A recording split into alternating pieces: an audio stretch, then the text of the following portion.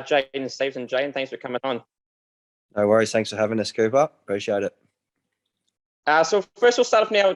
Obviously now you're at North Melbourne and you work at Collingwood, but we'll go pre-draft to start off with. Obviously you were picked 4 years ago, I think it was. What was the nerves like heading into the draft that year? Were you expecting to be picked up around that stage? Yeah, I didn't really know. I had like a heart condition that popped up late, so didn't really know where I was going to go. But I was lucky enough to go to Collingwood, pick 6, and I was at the draft there, and obviously they were reading the names out, so it was good to get my name read out quickly. I didn't have to sit there nervously the whole time. Did you feel that with the heart condition coming up very late that may scare? Obviously now it's a bit different, but pre-draft, were you concerned that may scare teams off? Yeah, I think it could have. I don't really know the whole insides of the recruiting of the teams, but it may have scared a few teams off. And I don't know, it sort of worried my family a little bit, but I always just figured I'd get picked up, whether it was pick 50 or 60, it didn't really matter as long as I got onto a list. So obviously, as you said, got picked up by the Pies. What was it like in the short time of the Pies? Did you enjoy it?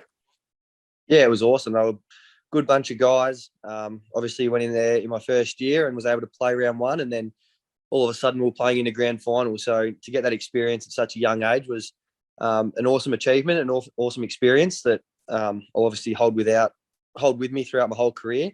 And then obviously going to the hub was a bit of a tough experience, like being away from your family and friends for so long. But yeah, I can't say anything wrong about my time at Pies. I loved it there. Obviously, too. I don't know if I'm sure you recall one of your famous torpedoes. I think it was at the MCG. Was one of your best shots of goals for ever? Yeah, I sort of just held the ball, and some balls are easy to kick torpedoes with, and others are shaped funny, so you can't. And I sort of felt it in my hands and thought, oh well, I practiced this at training, and the ball feels nice. So I just went for it and got lucky, thank God. Otherwise, Bucks might have dragged me, I reckon, if I missed it.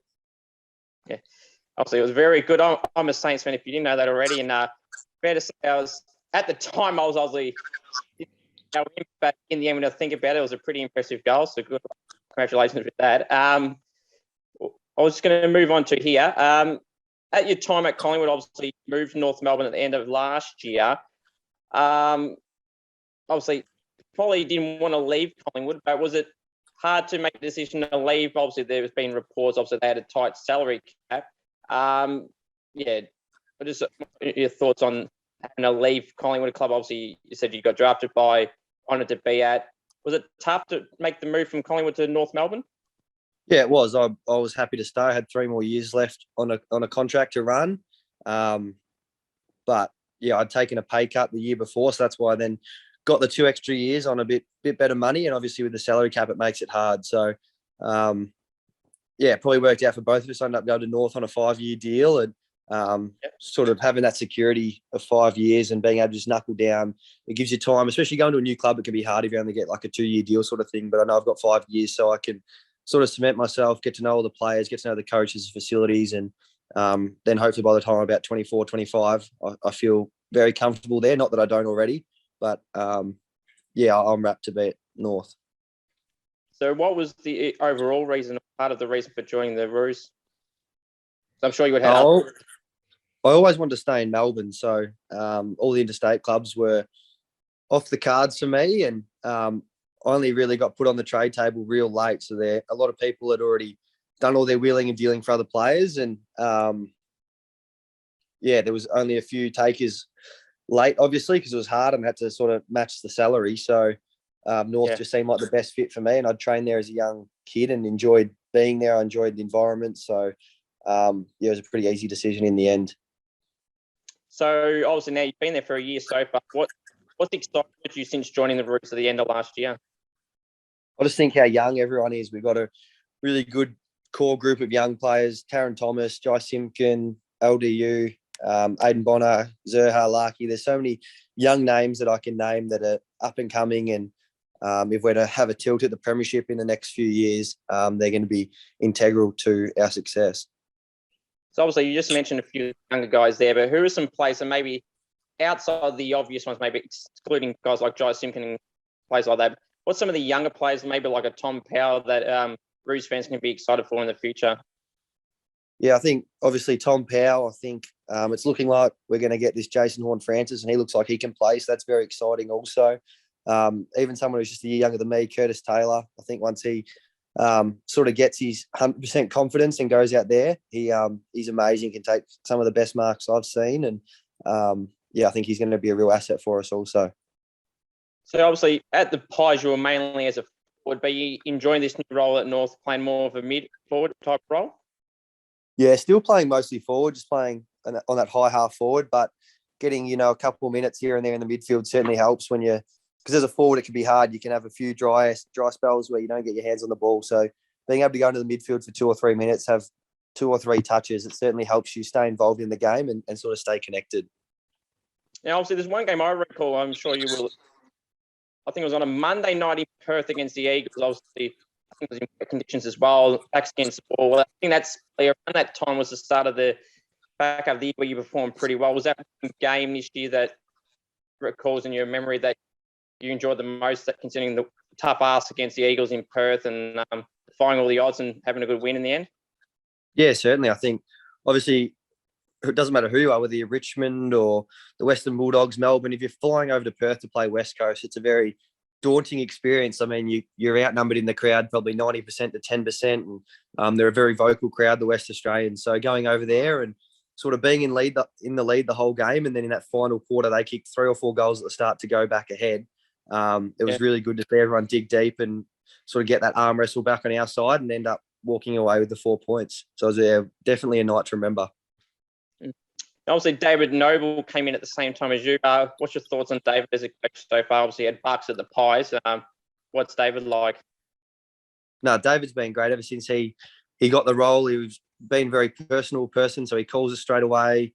Chatted on the phone to him for about 15 minutes before I'd even been in at the club. And he's just a really friendly guy that sort of, you can tell that he cares for all these players. And obviously it's hard coming in your first year, trying to implement a new game plan, new ways of doing things. So I think towards the end, when we hit that sort of purple patch of form where we were playing well against some good sides, everyone was sort of starting to connect with the game plan a lot more and understanding it. So I think after another pre-season, it's only going to get better.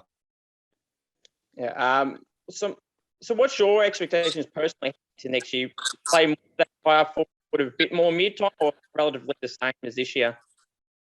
Yeah, you could probably ask all 45 blokes on the list. They'd all probably want to play midfield, but there's only 4 or 5 spots there. So I'm happy to just, play my role for the team as long as I'm in the ones every week. It doesn't really bother me, but the more minutes I can get in the midfield, the better it would be.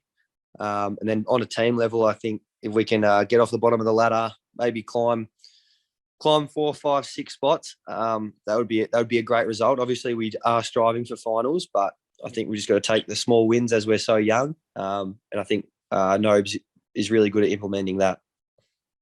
Obviously, at Collingwood, you played under great players with Pendlebury and players like that. But what's it like playing under Todd Goldstein and Jack Siebel, some of the more experienced guys in North Melbourne? Obviously, they've been there throughout their whole careers. They probably had chances to leave when they didn't. They stuck through. What's it like playing guys like Jack and Todd? Yeah, I get along really well with Jack and Todd, and I think probably Cunners is another one you should add into that group. They're all just very good footballers. They've been for a long time, so they've got a wealth of knowledge that us young players can delve into, and they're very good, steady heads to lead us young players throughout the next couple of years. So I think we've got to try and take from them as much as we can. Yeah, that's well said. Do you still keep some contact with some of the old Pies guys, obviously Day Costas and a few others? Yeah, Dakes is one of my best mates. I still see him a bit.